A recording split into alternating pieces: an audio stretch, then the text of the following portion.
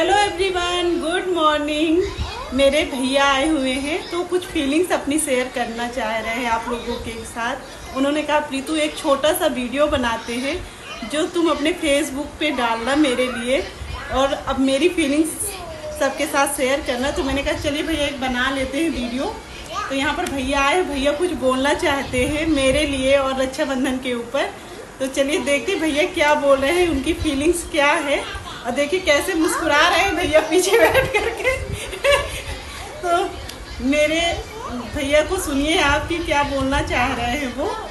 भैया बोलिए। Hi everyone, good morning.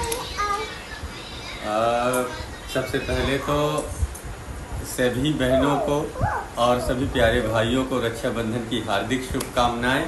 और जैसे मैं समझ रहा हूं कि मेरे मन में इतना उत्साह प्रेम इस त्यौहार के प्रति रहा, आपके भी मन में रहा होगा, ठीक है।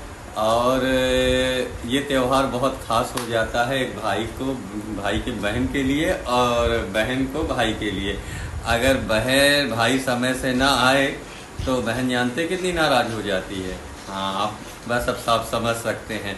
इसी नाराजगी को मुझे न झेलना पड़े, इसीलिए मैं सुबह 10 बजे घर से चला और रात में 8 बजे बहन के घर आया।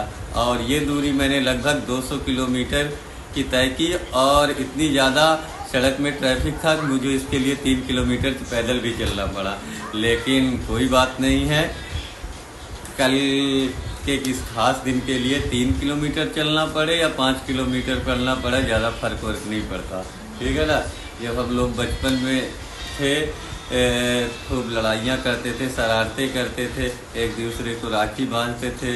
और हमारे यहाँ जलेबी हमारे ट्रेडिशनल में बहुत ज़्यादा फेमस थी। तो जलेबी जैसी मिठाइयाँ खिलाई जाती थी। आज तो मार्केट में बहुत अच्छी अच्छी मिठाइयाँ आ गई हैं, लेकिन वो जो मिठाई थी ना आज भी भूलती नहीं हम लोगों को। तो मैं जानता था कि मेरी बहन इंतज़ार कर रही होगी, और चूँकि मैं उससे बोल चुका था कि मैं आ रहा हूँ और ज़रूर आऊँगा। तो मेरी माँ ने कहा कि बेटा अब कुछ भी हो तुम्हें जाना पड़ेगा, और अगर नहीं जाओगे तो मान लो हाँ कि तुम्हारे साथ क्या होगा। मुझे इस बात का एहसास था। और सुबह मेरी तबीयत भी थोड़ी नाजुक थी, मन में कन्फ्यूजन थे कि जाना चाहिए या नहीं। लेकिन वो जो बहन के प्रति एक लगाव और उसका एक डर भी मैं बोलूँगा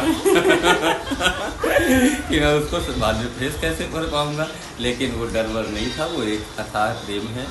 और मैंने भैया को 2 दिन से कॉल बराबर किया कि आपके लिए मैं राखी लूँ, कैसी राखी लूँ, और बार बार इनको याद दिला रही थी कि भाई आना है इस बार आपको रक्षाबंधन पे यहाँ पर। तो भैया ने अपना वादा पूरा किया यहाँ पर आकर के, और हम लोग के बीच पर भैया आ गए रात को 8 बजे।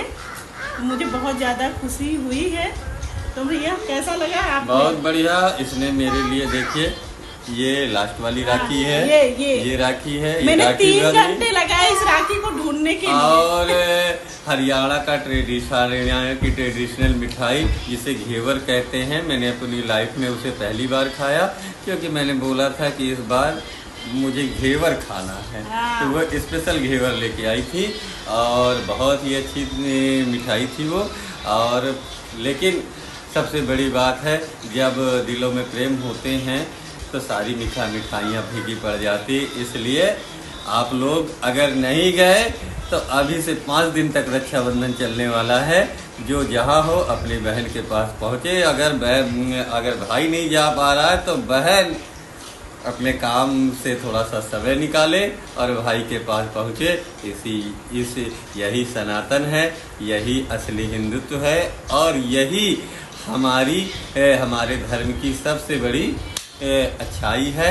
और हम अपने बुजुर्गों के इस त्यौहार को, जो उन्होंने संस्कृति और इस कल्चर को किया, हम चाहते इसे आगे तक बढ़ाएं। और इसी के साथ रक्षाबंधन की हार्दिक बधाई एवं शुभकामनाएं। आशा करता हूं कि आप सभी लोग इस त्यौहार को आज अपनी अगली पीढ़ी तक बहुत अच्छी तरीके पहुंचाएंगे, ठीक है। और अपनी बहनों से जरूर मिलने जाएंगे, क्योंकि हर बहन कोशिश करती है कि राखी पे वो अपने मायके जाए, अपने सूनी भाई की कलाई पे राखी बांधे, बट कुछ ऐसी सिचुएशन हो जाती है कि बहन पहुंच नहीं पाती।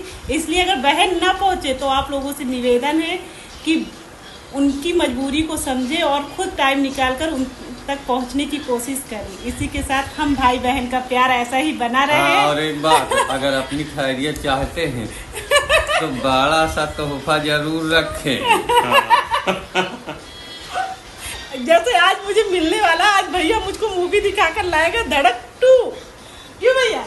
हाँ, धड़क। अपने सारे काम छोड़ करके आज पूरा टाइम मेरे लिए, आज का दिन बोल रहे हैं कि जाना है, बट मैं जाने नहीं दूंगी और भैया को लेकर जाऊंगी और धड़क 2 देखकर हम भैया आएंगे। चलिए इसी के बाद बाय बाय।